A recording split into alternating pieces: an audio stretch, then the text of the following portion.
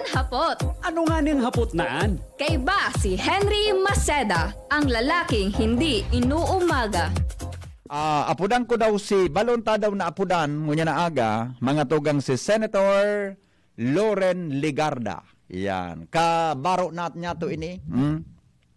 Kabaro niya to mga tugang sa broadcast ini si Senator Loren Legarda para po ano yan para po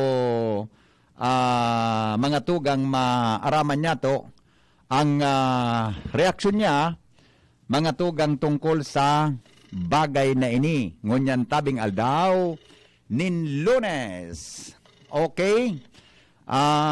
Para po sa nagkapera niya to mga tugang na mga kahaputan hindi po sa DZGB. Alright. Hello, Senator. Magandang umaga po sa inyo. Good morning, Madam Senator Loren. Si Henry po ito uli dito sa DZGB, sa Legazpi. Henry, marhay na aga. Yes, ma'am. Maray na aga po. Kumusta po kayo, Senator Loren? Maayos naman. Trabaho lang ng trabaho. Oo nga. Tayong mga broadcaster talaga, pag napasok sa gobyerno, trabaho talaga, Ma'am Loren. Yes. Senator Loren, ano? Oo. Walang pahinga, kahit anong sitwasyon. Oo, lalo na pag may pandemic, kailangan trabaho tayo ng trabaho, di ba? Yes po. Pabati nyo, ma'am, muna, Senator Loren, sa mga Bicolano sa ngayon, nakikinig po sa ating himpilan. Magandang umaga sa buong Kabikulan, marhay na aga. Sana po ay safe kayong lahat. At sa panahon ngayon ng pandemic, importante, sumunod po tayo sa mga health protocol na tinatawag, magdistansya, magsuot ng mask, at maging maingat sa ating mga ginagawa, mag-ugas ng kamay, na may sabon, ayun po.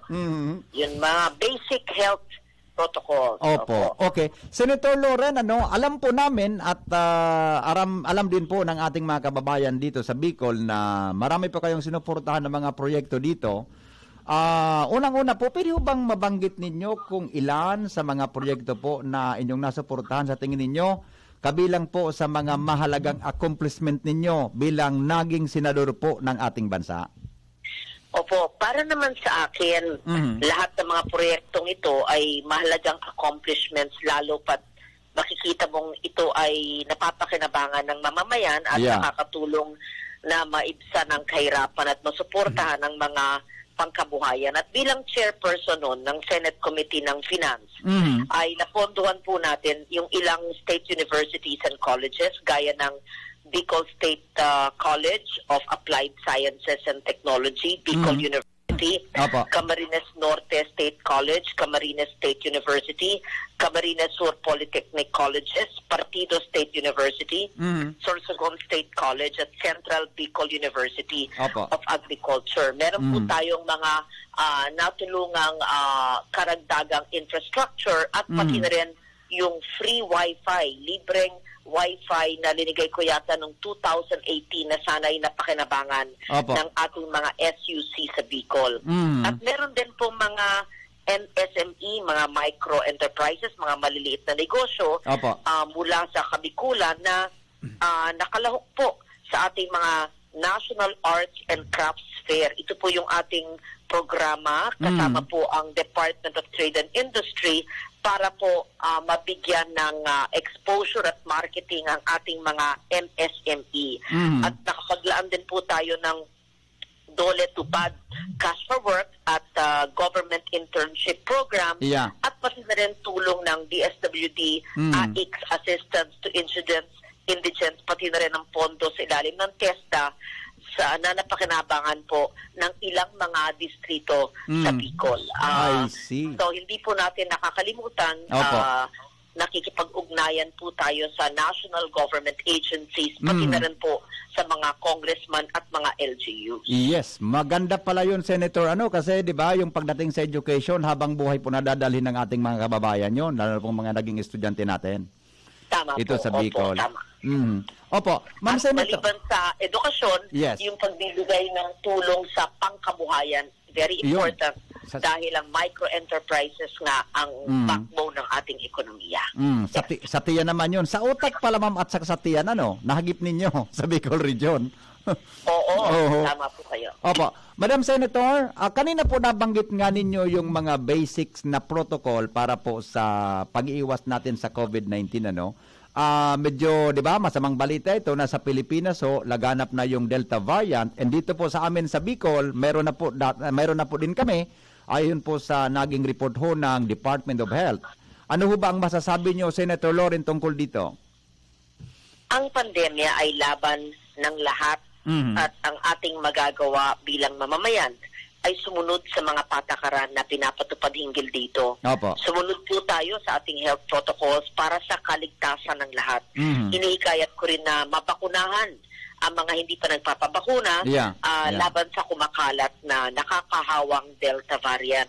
Kaya importante ay turingin natin ang bawat kaso ng COVID na parang Delta na lang. Magiging sigurado na tayo na hindi natin alam. Hindi naman natin nalalaman anong klaseng COVID. Kaya importante, stay safe. At wag na munang masyadong salo-salo kung kaya po natin at sa lahat ng dapat kung may paglabas ng bahay, pagpunta sa trabaho, dapat magdistansya at maging mindful tayo dahil hindi natin nakikita ang kalaban. Kung makapasok ang kalaban sa isang gilid sa mask, ay yan po ay delikado. Tama Kaya po yung sinabi nyo. ang gera na hindi nakikita ang kalaban at yung kalaban ay iba-iba ang suot.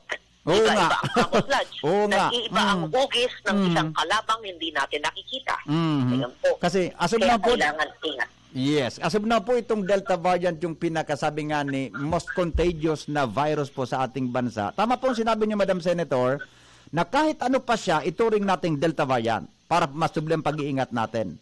Hindi tayo masyadong magkaroon ng infection base po sa ganong sitwasyon. Opo.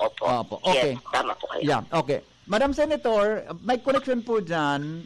Mayroon ba sa mga balita na yung mga ang iba na mga kumpanya, nagaplano ho na dapat daw may pasunod yung no work, no vaccine policy. Ano po ang reaction nyo hingil po sa balitang ito na kalalabas pa lang po yata last week po, Madam Senator? Well, higit na isang taon at kalahati na malaman natin ang tungkol sa COVID-19 na ito. At hanggang ngayon ay sinusubukan pa rin natin labanan ang epekto nito. At isa sa mga paraan talaga para maproteksyonan ang kaaway nga na hindi natin nakikita ay sa pamamagitan ng bakuna. Lalo na ngayon, kumakalat nga yung Delta, nakaka-apekto na sa marami sa atin, sa bawat reyon, nandyan na. Yes.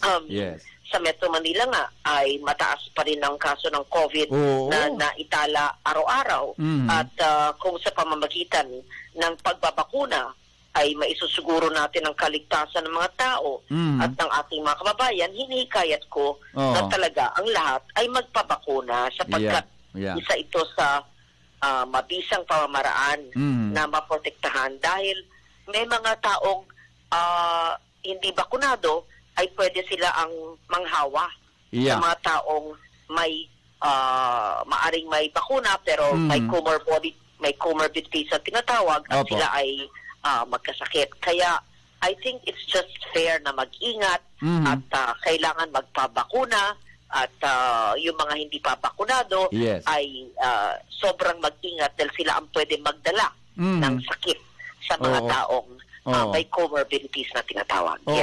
Ma'am, last na lang po di ba dyan sa Manila na-implement na yung ng August 6, yung ECQ natin, di ba?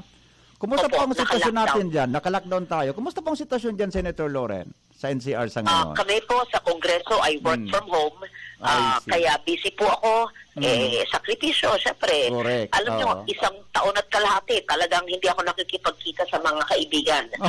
Puro trabaho lang po talaga, trabaho. Hindi pa ako nakakatungtong sa isang restaurant mula ng I think March 2020. So that's 1 year and a half. Okay lang. Mas nakakatipid po tayo. Pero puro trabaho lang po. Kailangan po mag-behave, kailangan sumunod, kailangan mag-ingat. Yan. Okay. Senator Loren, mensahe niyo po muli sa mga Bicolano or maybe parting words po sa ating mga kababayan dito. Go ahead po. Opo, hindi po madali ang ating dinadanas ngayon pero hindi naman to forever. Ito po ay panandalian lamang. Kailangan lang tayo ay mabuhay, tayo mag-ingat, tayo po ay magtulungan sa isa't isa.